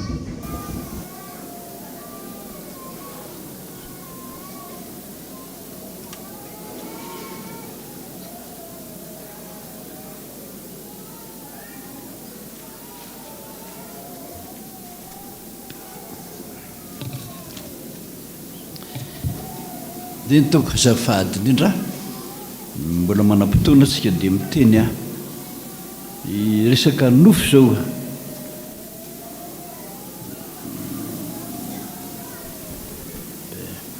za dadana ny nofo nisy ny antsoa tao amin'ny teleoko dia gaga zao nijery aminay hoe zokoko zinoko io vo maty io tamin'ny 20 lasa teo iny dia niresaka izy be dehibe fa za tsy nateny nieritreritra za hoe zay zany nampiasana telona anazy hay tena feona azy mihitsy ilay mizavatra ilay ny zavatra tadidiky ny teneniny amin'ny valo maraina mandeha any tena tsy niteny zao fa nomeko zokiko vavy le telefony tele nampijereko azy tsy afa-po za fa mbola nomeko an'ilay vadiko nijery satria gaga zareo nahita zao tsy nahateny tsy manakolazaina aminao za dada efa elabe no angataka tamin'i Jesosy hoe ho afaka amin'ny fahasiahana fa tena tsy mety afaka fa mibebaka ny fona dia tafaverina ho azy indray zany ary indraindray raha adiniko hoe tsy manao zany ntsony efa misy 3 taona angambo zay tena teo afaka dada ary efa maharikoriko azy zany inona dada ny fanafody lay hoditra vanga fotsy ireny eny tompoko any abiro zany resana fa tsy ty ianao teo afaka ny fahasiahana io bebaka ny bebaka ataonao eny mba hiala amin'io fa tsy mibebaka amin'ny fahotanao fotsiny dia zao no tsy afaka na afaka 3 taona dia miverina indray dia tokony hisany anao zany na nofony zanako lananao hoe table fotsy ohatra n'ireny blaise blouse na dokotera ireny nanaovana dia niantsoa izy hoe neny avy aty dia avy aho nanatona azy dia latolony any taratasy maromaro mipaingitra hoy izy hoe ity ny taratasy fandeha dia niraisiko le taratasy dia novadibadika teo dia hoy izaho hoe ino nyty facture ity dia tsy haiko zany soratra ao anatiny avy eo ny anjira io zanako dia nobataiko ary napetrako dia jereko ny lalan-drany fa mivoaka be ngeza be ohatra nyreny varisy reny dia nororaiko izy nororaiko lay tongony misy lalan-drano vonto be dia nao masiniko Jesosy saika noorika dia niena tokoa le lalan-dra fa nitaraina maharaly izy dia tsy niotra ntsony fa norako fotsiny endry mariako dada ozy fa ty zany tena tiano lazaina fa nivavaka ho azy tamin'ny alina ary izy andeha hiasa any amin'ny faritany majanga be tokoa izy io dada sady mpiomana amin'ny verin-dalana zay izy mpiomana amin'ny verin-dalana io nikapoha amin'ny tongony nabotsy ny lalan-drany tsisy ninina azo atao mihitsy raha tsy miverina ho mpiomana izy lazao azy zany ary efa ny lalan-dra zay nibotsina dia ho tapaka izy zay teneno izy fa afaty ianao itsy fanaovana ny asan'Andriamanitra io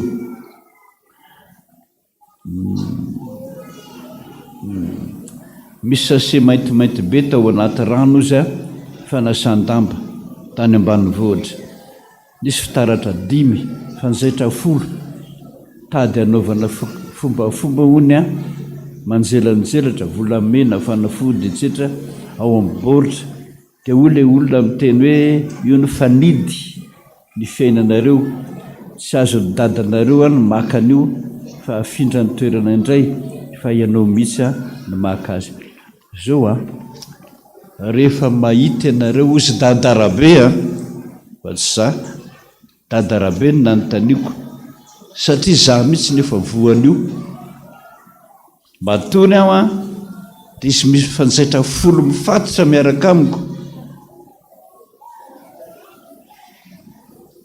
ny kitapoko voasokafana dia misy fanjaitra folo koa ao anatiny dia nanontany an'ireny dadarabe efa-peo mimpiandry ireny zay manao an'izany dada ho zay tsy tianao ary tamono anao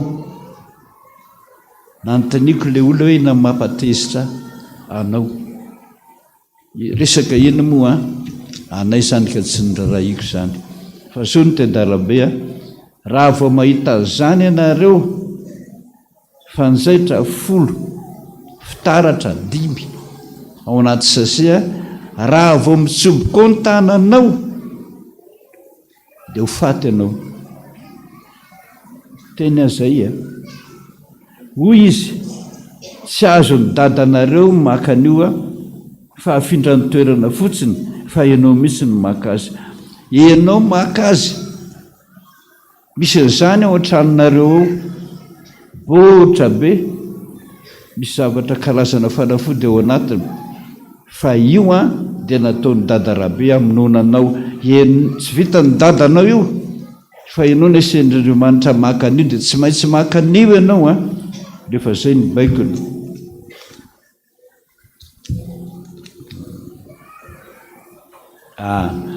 za dada nanofy ny paska nanofy fanenina za dada nanofisiny mpiaraka koralina tamiko taloha hoe teo amin'ny tevana be tsisy ary fanina izao sy le koralina ary mamanay dia ohatrany hoe fanosy izay dia iny izany latsaka tamin'ilay tevana ary maty mihitsy azy rehefa manofy ianareo fa latsaka anaty kady hady be ohatrohatro na mihoatrana zao ny premier étage ka latsaka nanao dia taitra tsy ampy calcium izay raha mbola mandeha foana ianao dia mianjereny an-dalambe mamena trolona ohatran'iren'olona voan'ny andro be reny ka mitandrema fa raha tsy maintsy manofy alohaaloha intelo ny anankiray eo mifandrinanao dia latsaka eo mifandrinanao eo anao mbola tsy mihinana calcium ihany dia ataon'Andriamanitra lasaka ny akady be anao dia eo no tapitra ny calcium anao io ny olona tsy ampy calcium dia mienjika mihitsy ohatran'ireny voany devoly ireny ka mitandrema miazakazaka any amin'ny dokotera mijery ny calcium tokony hohaninao tia le milaza fa tsy mahitsy dada rehefa mianatra mijaly mafy sola zaikanoa makanesa any amin'ny dokotera loteranina any Ambohibao mijery sofina fa ndraindray misy taitsofina keza be mahatratra 3 cm mivoaka avy any izy mahay manatsoka an'izany ary rehefa hitany fa tsy misy tsondra taitsofin'ireo dia mandefa testa amin'izay izy manahoana ny fandrilisanao dia arakaraky ny testa ataonao iny no afantarany ianao hoe efa maty zay ny sofinao ankavia na ny ankavanana dia mividy le appareil ianao vidy appareil apetaka eto amin'ny sofineto 5 millions de francs vidiny miteny aminao an'izay satria tsy maheno ninninina ianao na fianarana na fampianarana dia vereo ianao za dada nanofy nahita pibasy nefa tsy andron'izao tadiavako pibasy dia nahita vao madilo koa dia noandroko notenehako dia nataoko jus dia marina fa tsy dia mandeha tsara ny fivalanana. Rehefa tsy mandeha tsara ny fivalanana dia makavo modily tenena. Dia rehefa tenenao tsara iny a raha mirano raha izinga raha ataontsika hoe 10 ohatra zao ny ratsan-tanana 5 zao ny abean'ilay voamadilo ony amin'ny akorany, dia va alao ilay akorany vakio a dia alona ao anaty rano raha izinga, rano mangotraka raha izinga, dia siramamy, dia raha pitsy maraina anao a mihinana azy fa sady calcium iny a iny voamadilo iny no manafaka ny fivelamanao.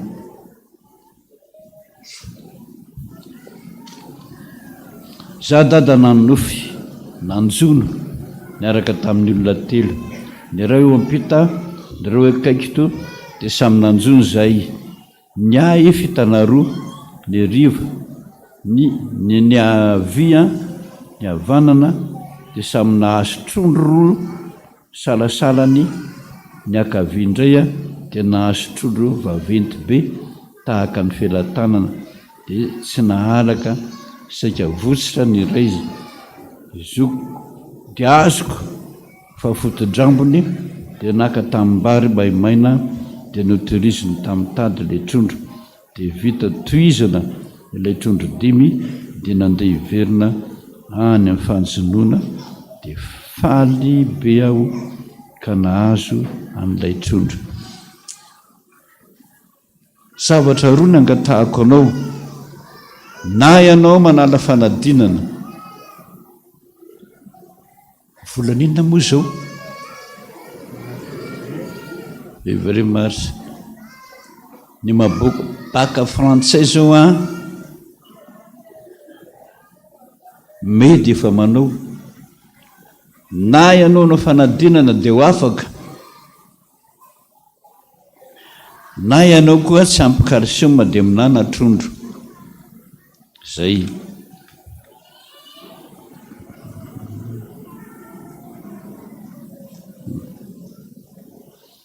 Za data nanofy nisy pasteur nitoroteny, dia nisy mandia eo akaikiny, dia nisy rambo daholo zareo ohatra ny bibilava ilay rambo, dia hoe a mansa zanako ndao tsika hivoaka aingana, fa tsy nety izy.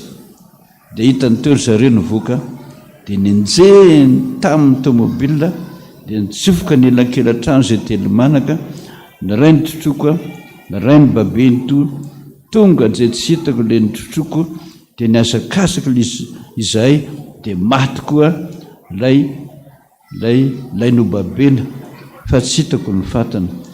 Tazoko lavitra ilay tomobila nanenjika anay, dia nidina tamin'ny lalana lenay zay. Zao aly efa lasiko anareo, fotoana ny famonon'olona zao. Mbola hoentiko eto aminareo sy azoko atsona ilay olona mpamon'olona tamin'izany fotoana izany, fefa niala misy a ray volana mifampitolona tamin'ny mpiandry, tena mifampitolona oatra amin'ny bibilava mihitsy ny mpiandry a nanosany asa zany. Andro manalina ray volana, voaka raha mihitsy ny vavana, raha izay isaka zay evo esana mihitsy dia natao broko nanaovana an'izany a, tapitra feno raha ny broko, natahotra mihitsy aho faty ty olona ity, fa tsy nety mihitsy fa tsy maintsy esana zany ny olona ireny pakara pakafoa mpamon'olona ireny. Fotoanan'izao ary ianareo telo manaka no tadiavan'ireo bibilava miaraka amin'ny paster zany mitoroteny a, ny bibilava eo akaikinao olona mandia fa ny ravony rambony a bibilava, dia fa samy eo anao dia fa samy matsaro tena hoe izavy a reto olona miaraka mifalifaly amiko reto a, izavy reto olona miara-miangina amiko reto a, fa amitsika zao zany, amitsika zao a, dia efa misy a ilay firamoso mpamon'olona eo akaikinao eo, dia mitandrema ho a tandrema zay, fa hoenjeny ianao a ary zanako ny tinio hovonoana voalohany.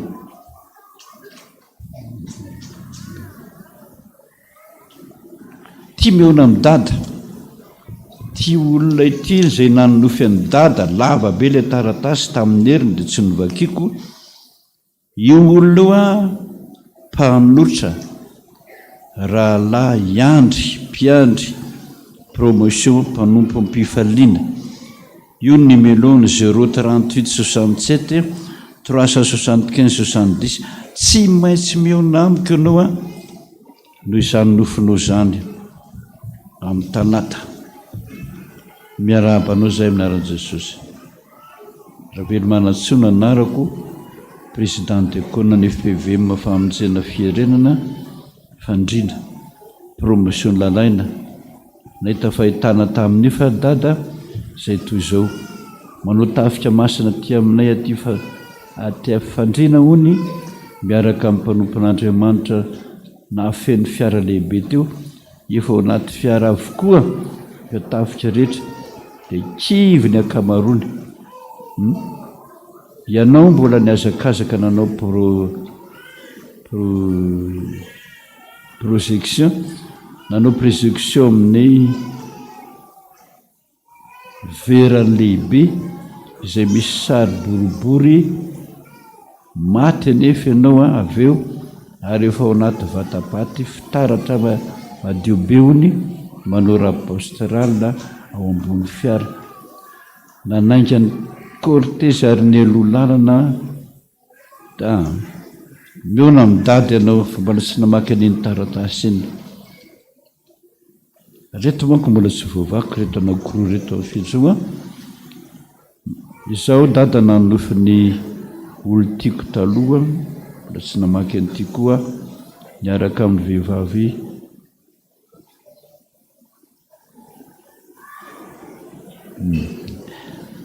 resaka tena sipa zany aloha ny an-dalana tsara iny miresaka.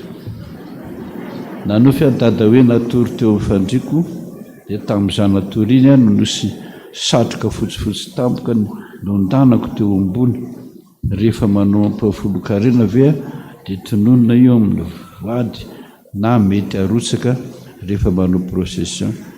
Ainy ampahafolo-karena azonao atao tsara na tononona, na atao anaty valopy dia atao ve fahafolo-karena.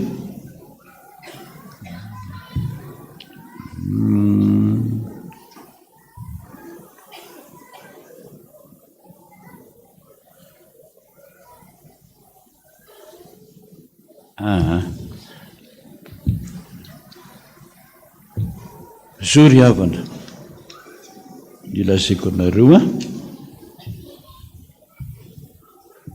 ho an'ny diakonina rehetra eto ny FSAT, satria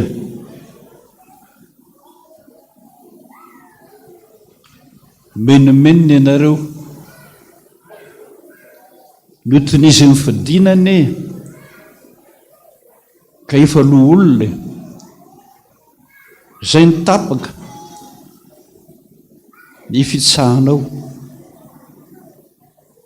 Ny anankiray vehivavy ane ohatrany tsy mahavita azy fa manana ny kilemany io. Malahelo Jesosy amin'izany. Mba hafapo anareo ary dia miangavy anareo diakonina rehetra hatrany ambony rehetrarehetra ny resahako an'izany pahatonga ny 15 volana février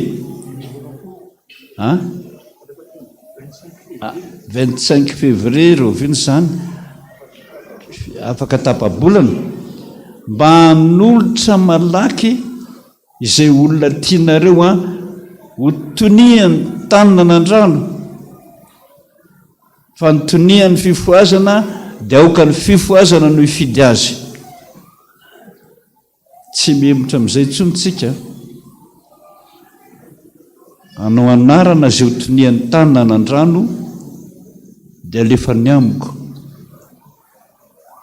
Fifoazana mbola hivory izy dia hivory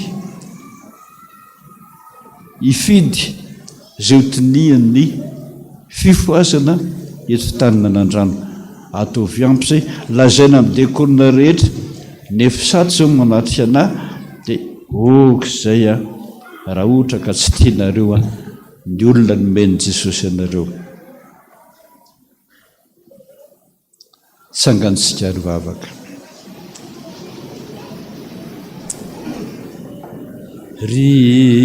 Rifana iomidina manatreana etwani uyana ahanulurana ivavakai magina vetsu saya tulusha vula seniarena samitsi ananana ifa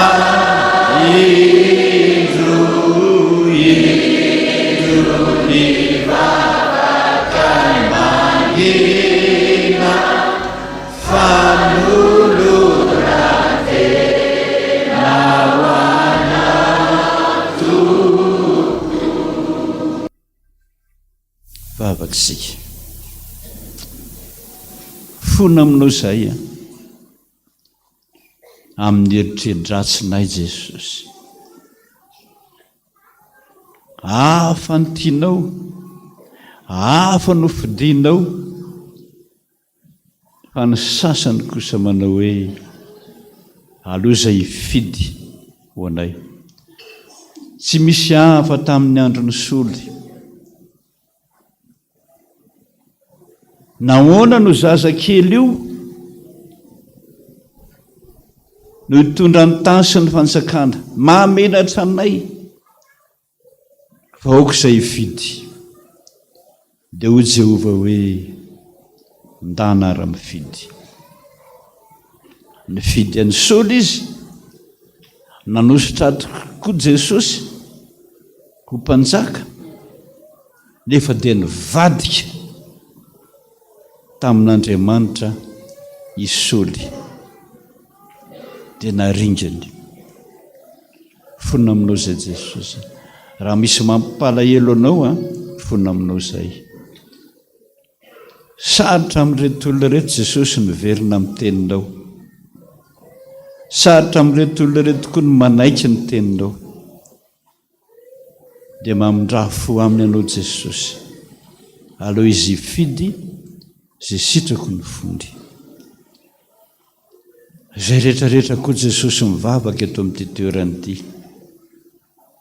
mba samy manakolazaina aminao vangio iteneno iresao ny olonao amin'izay fantatro fa mahasoa ny fiangonanao misaotra Jesosy teo ena aminao manko izay any an-trano zay tsy afaka mivavaka zany mahatonga anay maditra satria tsy meno anay ianao kitabany any tenindratsiny any kizetimbelona no any fa eto Jesosy toerana mangina natokanao ivavahan'ny olona tsiraray avy tenenanao hoe raha eto amin'ity toerana ity nareo mivavaka miaino anareo any an-danitra saotra Jesosy ny amin'izany faly zay amin'izany satria eto no misy anao vavahadiny lanitra eto amin'ity toerana ity fa kanesana any aminao saotra Jesosy ray minitra raha ny angatahako aminao zafady Jesosy tianao ny miona amin'ny olona tianao ny resaka amin'ny olona tianao na bitsibitsika any amin'ny andro alina nefa fotoana anovany amin'izany tsy misy ka eto amin'ity toerana izy tia mangataka aminao mba hitodika ny aminao ny aminy ianao Jesosy hoe nandabolo eo tsirairay avy ianao sotra Jesosy fitiavanao ny anaovanao zany mitenena amin'ilay tsirairay avy ary hoe inona ny tianao hataoko aminao dia ianao ny vavaka Jesosy.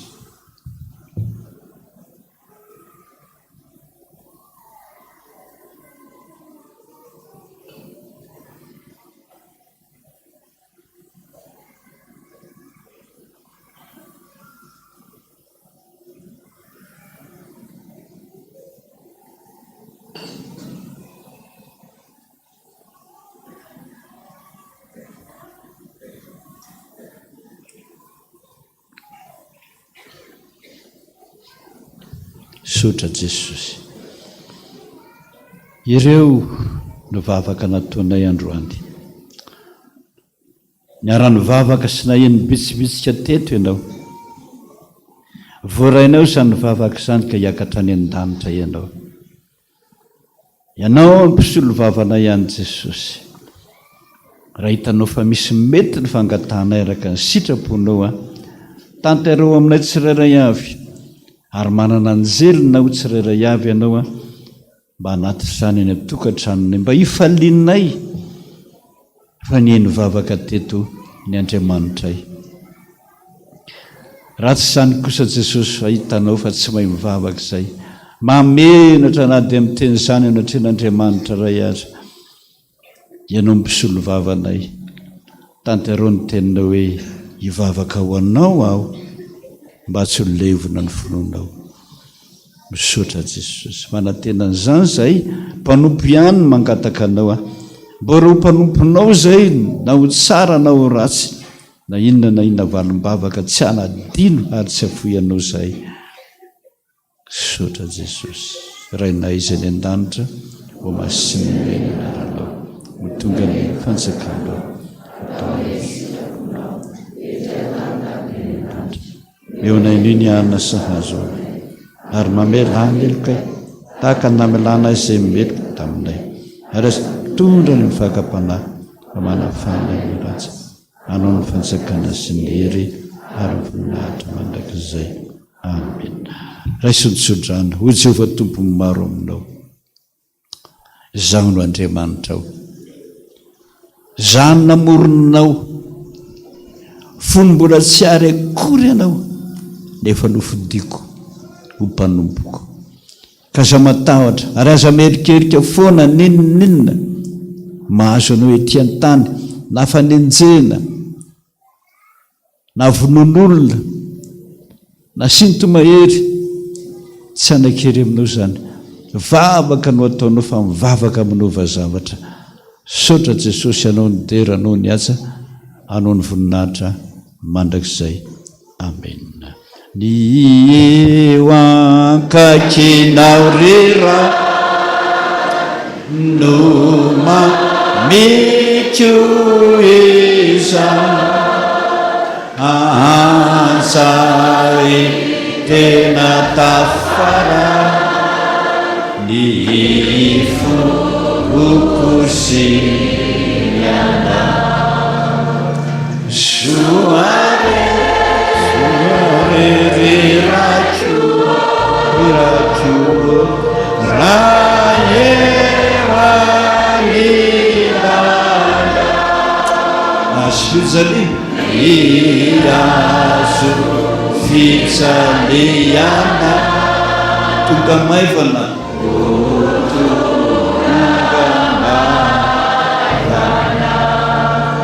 misaotra Jesosy, misaotra Jesosy, misaotra Jesosy, misaotra. Voninahitra ny ho an'Andriamanitra rery ihany. Halleluia. Masina, masina, masina Jehovah tompony maro. Endry voninahitra tany rehetra. Ho tanteraka tokony izany ny anarana raisina zanaka ary fanahy masina. Petraka isika dia mahereza tompony.